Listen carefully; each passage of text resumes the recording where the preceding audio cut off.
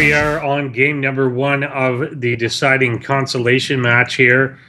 We have our Protoss player in the yellow up here on the top right-hand side of the map. He is... sPoOky. And his opponent on the bottom left-hand side of the map, we have from Team All In, he is... All Inspiration, PsyRex.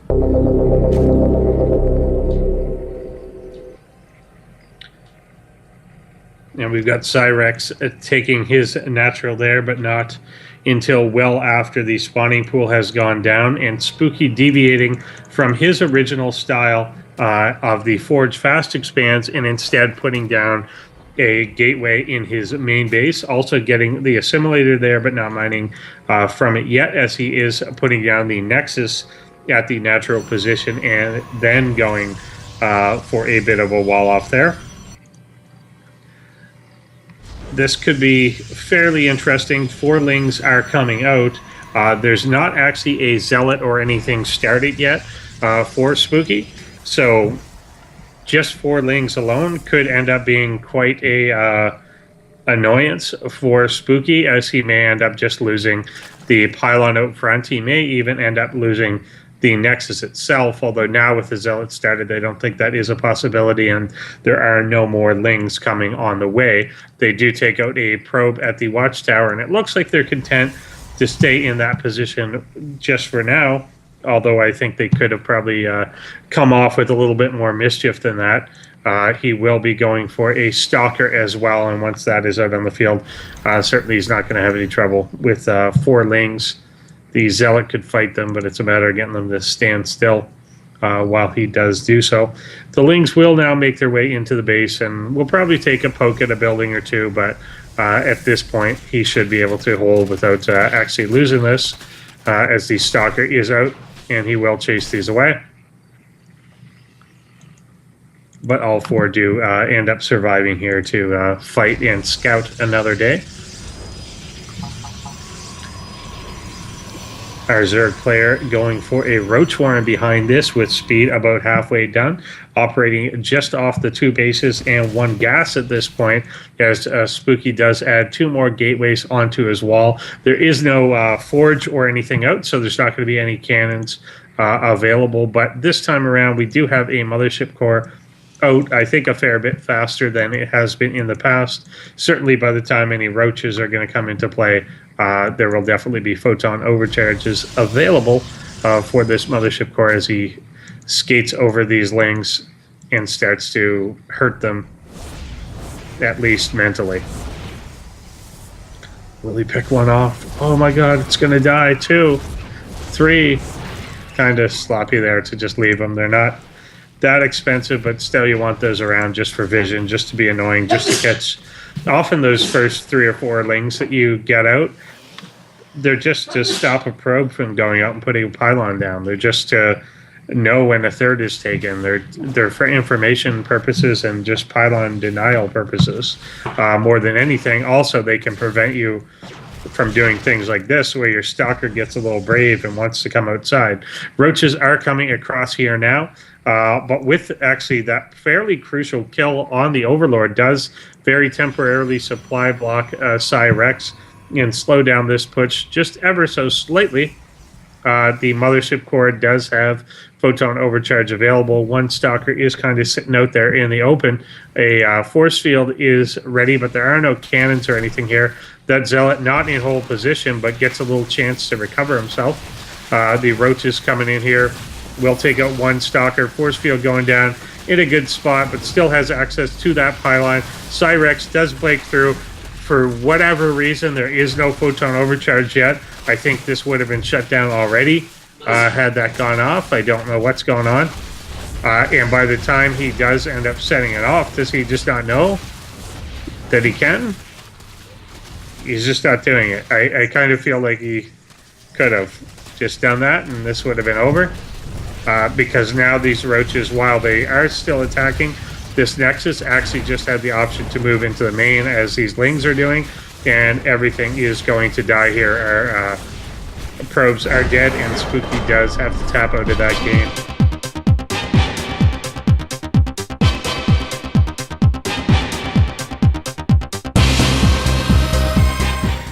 Alrighty, so here we are on map number 2. And we've once again got a little bit of an earlier pool out for PsyRex, as maybe he's just kind of deciding to play it safe, and we have sPoOky going back to his normal Forge Fast Expand, and of course this is him down on the bottom right-hand side of the map, our yellow Protoss player. He is sPoOky.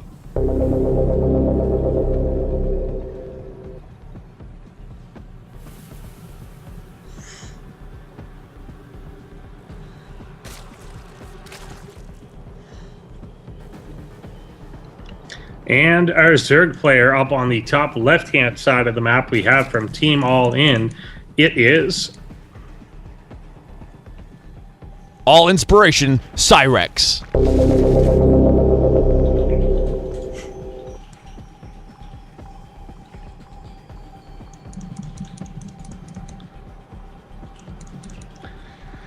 And we have PsyRex really trying to close this one out. If he does win this map, he will be the one moving on from round of 16. sPoOky is trying to prevent that from happening, and we saw, I think, a bit of a mental glitch there maybe in the last game. Obviously, the first series that sPoOky had against a Zerg player was a bit more solid than we saw in just that last game. So maybe, I'm not really sure what happened there, but I kind of think some sort of mental lapse did, and hopefully we won't see that again, as it looks like he's in a much more familiar configuration this time around. Things look to be done a little bit more deliberately here, at least so far, as we've got a cannon out. We've got the gateway, the wall off, basically in a fairly deliberate and correct pattern. And we've got a third hatchery coming out here for PsyRex. Certainly later than we saw Galahad do against sPoOky, but still reasonably early on in the game to be getting it. And again, he's got to feel pretty confident that with the wall up, there's no real risk of super early aggression or anything. We'll see this time around if sPoOky goes for Stargate, which he actually did on this map in the first series against a Zerg player, but looks like we're getting a deviation from that already, as 2 more gateways are coming down instead. He does get the Stalker out, and now working on a sentry here at the wall, so we'll get a force field available, and we're going to get a proxy pylon going down at that third base. We talked about this in the last game, that these lings in front can often be a big helper in just stopping probes from getting out. It's hard to hard to overestimate actually how important it is that you control probes and detect them and make sure that they are not out on the map. If you can keep the area clean of probes, clean of pylons, then you really put the Protoss at a disadvantage. Oh, this is unfortunate. I've done this a number of times. Luckily, he does realize now where you create this little corner wall, unfortunately. It looks like he's going to be going for a 6 or 7 gate all in here with that forward position, and I think this may end up being a fairly strong play here, given that there were the early 3 hatcheries. There's really no strong indication of a heavy army yet for PsyRex, who is now going up to a lair as well. Roach Warren is out. He's kind of innocuously cleared out the couple lings that were out front, nothing that would indicate a really strong push out, and there are no overlords in really the right path to catch all of this. A few lings are making their way across, though, and may end up seeing this Stalker at least. Could have gotten in and seen that pylon, may now once again actually miss this one off to the side. He will warp in on the high ground, so he's now aware that an attack is in fact coming as 4 more gateways do finish up in the main. He's going to have to activate those quickly, but he's not turning them into warp gates just yet. There they go. You don't want any slowdowns at this crucial time. Really, that first initial push has to be quite strong. He will cancel these spine crawlers here at the third base and go and take that last one out as well. This likely will be killed. I don't imagine he's going to hold at this point on the map. could pick off these two overlords if he's quick enough in getting on over there. More supporting pylons are coming on out for our Protoss player, and he's going to have to kind of rally around them. You want to pick off these extra roaches and lings as much as possible. They're kind of in the backfield here, and he can't afford to just leave the pylons. However, if he picks some free units for it, that's certainly well worth his time. These coming out, there is some sentry energy that could be used to hold these roaches back behind these spine crawlers, which are a little bit exposed. There, nice time warp going down in very key locations. The force fields are not, however, being used. I feel that that is a big part in shaping this engagement. This entry does have full energy, that almost full energy at least. That is generally why you make it. There's almost no micro going down here, though. Zealots are going to now get in front as we do pull back a little bit, and we'll drive the drones back.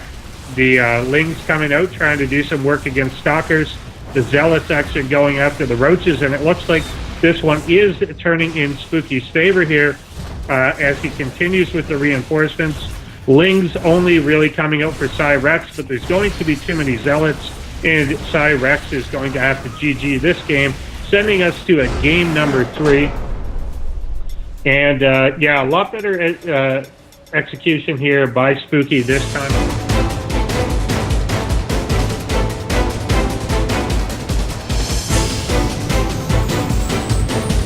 Game here, and the last game of the night to determine who is going through, whether it's going to be our Zerg player or Protoss.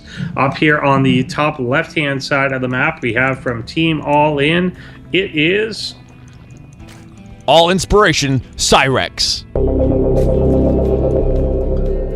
And down at our bottom right hand side of the map, we have once again going for the in-base gateway first. It is the yellow Protoss player. sPoOky. And sPoOky definitely seemed a bit less comfortable with this in the first game. Let's see if that was a bit of an aberration or whether or not it is a style he is okay with on this particular map.